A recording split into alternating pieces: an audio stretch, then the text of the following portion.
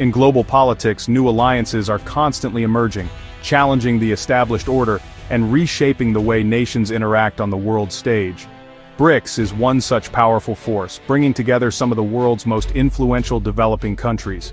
The term BRIC was first coined in 2001 by a Goldman Sachs economist, referring to Brazil, Russia, India, and China, four nations with vast populations, rapidly growing economies, and increasing global influence.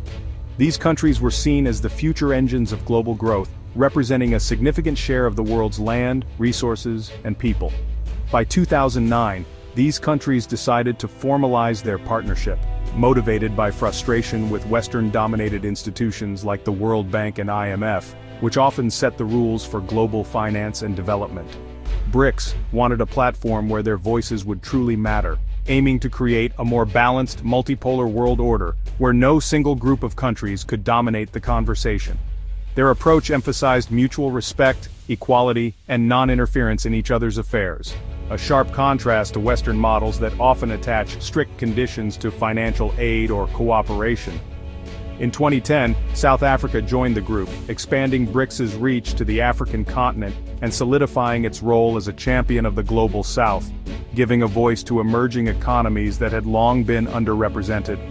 Today, BRICS serves as a forum for major non-Western economies to coordinate on a wide range of issues, from trade and investment to security, technology, and sustainable development. At its core, BRICS challenges the idea that there is only one Western-led path to prosperity, insisting that diverse voices and perspectives must be heard at the global table. The alliance marks a significant shift toward a world defined by multiple centers of influence, where cooperation and dialogue between different regions shape the future of international relations. The years 2024 and 2025 marked a pivotal turning point in the global order, as the world witnessed a dramatic shift in international alliances and power structures. During this period, BRICS, originally a coalition of Brazil, Russia, India, China, and South Africa, embarked on its most ambitious expansion yet, opening its doors to new members and redefining its role on the world stage. Egypt, Ethiopia, Iran, and the UAE officially joined the alliance, each bringing unique strengths, geopolitical influence, economic resources, and regional connectivity that broadened BRICS's reach and significance. This expansion was far from arbitrary. By welcoming African and Middle Eastern nations, BRICS anchored itself more firmly in the global South, increased its financial and diplomatic clout, and sent a clear message of inclusivity to countries seeking alternatives to Western-dominated institutions. However, not every invitation was accepted. Argentina, after much debate, ultimately declined to join, while Saudi Arabia's decision remains in limbo, underscoring the complex and evolving nature of global realignments and the careful calculations nations must make. Meanwhile, dozens of other countries, including Indonesia, Nigeria, and Turkey, have expressed strong interest in joining, reflecting a widespread desire among emerging economies to diversify partnerships and reduce reliance on Western-led systems. With this expansion, BRICS now represents a much larger share of the world's population and economic output, transforming it into a primary institution for billions and amplifying its voice in global affairs. The alliance now stretches across continents and political systems, uniting democracies, monarchies, and republics alike, and positioning itself as a credible and influential alternative to Western-led blocs, such as the G7 or NATO. As the dust settles on this historic expansion, the stage is set for BRICS to play a decisive role in shaping the future of global cooperation, economic development, and geopolitical balance. For decades, the G7, comprising the world's richest democracies, set the global agenda, shaping international finance, trade, and security. Their decisions influenced everything from global economic policy to climate change agreements, and their unity was seen as a symbol of Western-led order.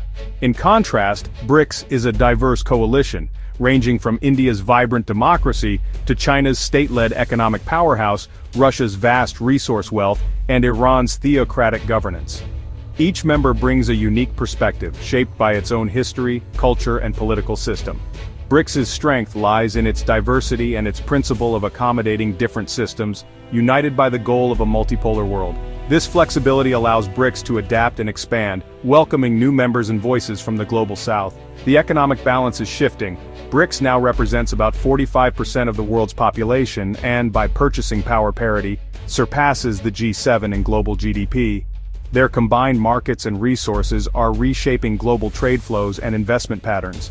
While the G7 still leads in nominal wealth and technological innovation, BRICS's rise signals a diffusion of power, challenging the dominance of Western institutions and offering alternatives for developing nations. The rivalry is also ideological. The G7 promotes liberal democracy, human rights, and open markets, while BRICS emphasizes sovereignty, non-interference, and respect for national differences. This creates competing narratives: sanctions versus dialogue, intervention versus respect for internal affairs, and debates over the best path to global stability.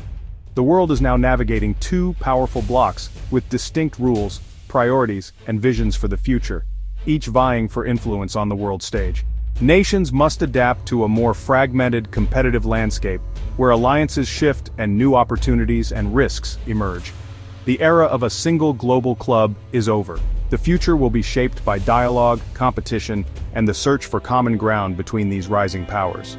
BRICS's most tangible achievement is its own financial institutions, led by the New Development Bank, NDB. Launched in 2015, the NDB was a direct response to the perceived biases of the World Bank and IMF. Unlike Western institutions, the NDB operates on equal partnership. Each founding member has an equal vote. The bank focuses on funding infrastructure and sustainable development, especially in emerging economies. A key innovation lending in local currencies, reducing dependence on the US dollar and shielding borrowers from currency shocks. This supports BRICS's broader goal of de-dollarization and financial autonomy. The Contingent Reserve Arrangement, a $100 billion pool, offers members a safety net in crises, an alternative to IMF loans with harsh conditions. Together, these institutions give developing nations new options and greater control over their economic futures. BRICS is building a parallel financial system that empowers the global south. Surprisingly, some European nations are now eyeing BRICS, signaling shifting allegiances. Turkey, long frustrated by stalled EU membership, sees BRICS as a platform for equal engagement without Western conditions. Hungary, often at odds with the EU, seeks closer ties with BRICS for economic leverage and political autonomy. Serbia views BRICS as a counterweight to Western influence in the Balkans. This interest reflects a fracturing of Western unity and the appeal of BRICS's respect for sovereignty and diverse systems. For these countries, BRICS isn't a replacement for Western ties, but a strategic hedge in a changing world. The message is clear: the old order is no longer taken for granted. The rise of BRICS marks a seismic shift from a unipolar world dominated by the US to a multipolar landscape. For decades, the West set the rules. Now, BRICS offers a competing vision based on sovereign equality and non-interference. This rivalry shapes everything from trade to technology and diplomacy, creating parallel systems and new rules. For the global south, this means more leverage and options, no longer bound to a single power center. But multipolarity brings risks, more competition, potential instability, and the danger of great power conflict. The challenge is to manage rivalry without escalation. The end of unchallenged Western dominance is here. The world must adapt to a more contested, unpredictable era. BRICS is at the heart of this transformation. BRICS's true power lies in its vast resources, both human and material. With nearly half the world's population, the bloc boasts a massive youthful workforce and consumer market. The addition of energy giants like the UAE and Iran, plus the potential entry of Saudi Arabia, gives BRICS huge sway over global oil markets. Russia, Brazil, India, China, and South Africa add agricultural, technological, and mineral strength. Collectively, BRICS is increasingly self-sufficient and less reliant on Western markets. Its economic output, especially by purchasing power, now exceeds the G7. This resource and economic clout translates into real political influence on global trade, technology, and climate policy. The West can no longer dictate terms alone. BRICS's scale ensures its voice is heard in every major international forum. The global balance of power is shifting fast. The rapid rise of BRICS signals a new, more complex global order. The world is moving from Western dominance to a landscape of competing power centers. For the West, this demands a shift from dictating terms to negotiating with new partners. For the global South, BRICS offers leverage and autonomy, but also requires careful balancing between rival blocs. The future will be shaped by whether these powers cooperate or clash. The certainties of the post-Cold War era are gone. We now live in a world defined by competition, negotiation, and opportunity. The story of BRICS is just beginning.